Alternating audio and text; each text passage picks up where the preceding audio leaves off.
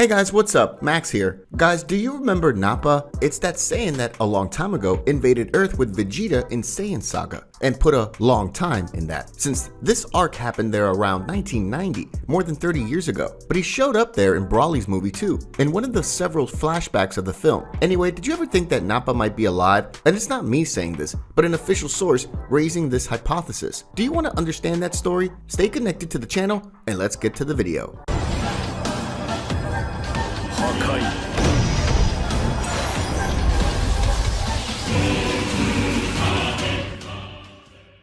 Guys, in the Dragon Ball card game, there exists a card about Nappa. In this card, there's a story that says that Nappa was resurrected by the Dragon Balls, and that this happened when they asked the dragon to resurrect all those killed by Frieza's men. This happened back in Dragon Ball Z a long time ago, and it's the kind of wish they make all the time in Dragon Ball, which is to resurrect everyone killed by a villain. But this kind of request is like time travel. It opens a lot of questions in the script and interpretations. According to this card, as Nappa was killed by Vegeta when the prince was a Frieza soldier, he was eventually resurrected as well, and this argument makes sense. The card also says that Nappa received a power-up from Zenkai, that Saiyan's ability that gives them more power when they are injured very badly. But thinking about it, maybe this is an inconsistency in the story, because when a Saiyan dies, he doesn't receive Zenkai after he resurrects. Goku didn't have the Zenkai there in the Saiyan Saga when he revived, nor did Vegeta when he was revived in the Namek Saga or Majin Buu Saga. But anyway, let's accept it for a while. The fact is, these cards say that Nappa was revived, and if he was revived, where would he be all this time? Chronologically in the series, it's been many years after the Saiyan and Namek Saga happened, so how did no one find him in all that time? Let's think about this. But first, have you already liked the video? No? Well, luckily I remembered. It's very easy to do, but doing this will help the channel a lot. The videos will be seen by much more people, and you'll be helping Dragon Ball to spread more, and the series community here on YouTube will get stronger and stronger. Another thing you could do is subscribe here on the channel, because there's a lot of information about Dragon Ball franchise. There's some crazy theories like this one I'm talking about in this video. It has the biggest fan story of Dragon Ball in Brazil, which is Dragon Ball Hakai, an incredible story where Goku becomes a god of destruction. In short, this channel is the right place for Dragon Ball fans. So subscribe and become a Hakaishin like us. Okay? Now, let's talk about Nappa.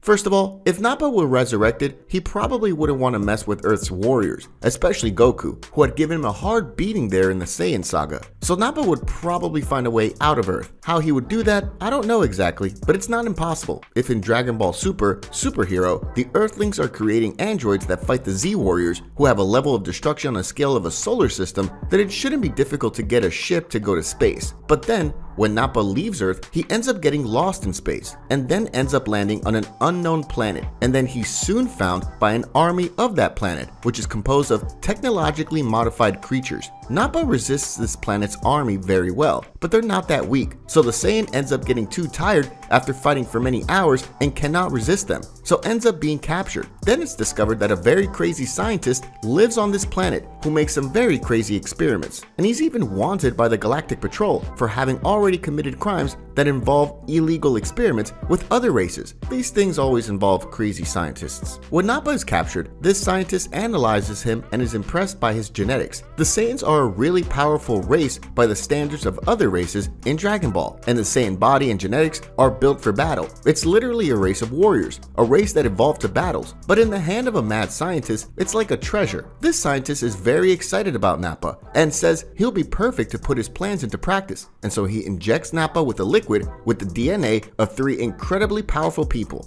and so the Saiyan becomes a hybrid of 3 super races, including still being a Saiyan, and thus he becomes a unique and extremely powerful creature. There's just a problem. Nappa's genetic progression took a long time to complete. The strange genes took a long time to develop in his body, and this process took something around 20 years. And in that time, he had to stay in an incubator because the machine was helping in this process of development of the foreign genes in his body. But the process finally ends, and then Nappa finally becomes an extremely powerful being. And the old scientist, wanting to take revenge on the Galactic Patrol that pursued him so much, sends the hybrid Saiyan to destroy all the patrol's bases. Then, Jaco asks for the help of Goku and Vegeta to end this new threat, since he's a Saiyan like them. But for Nappa, this is good because he, in all those years, always had a great desire for revenge against Vegeta, his companion, who murdered him in a cruel way, and so begins the Nappa arc.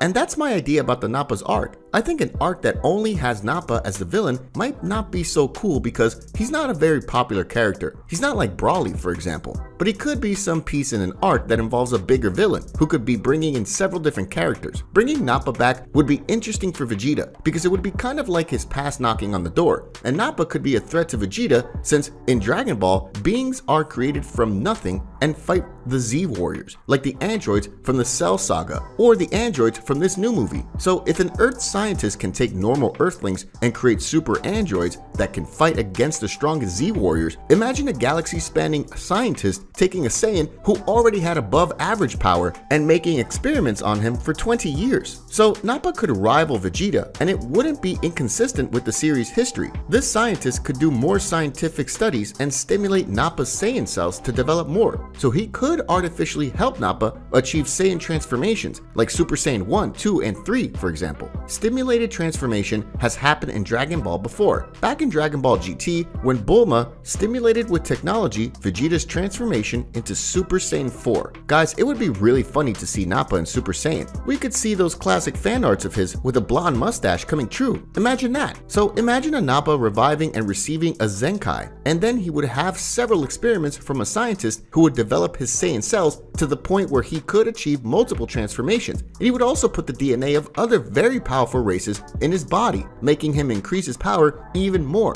and gain many abilities. It would definitely be an arc I would like to see.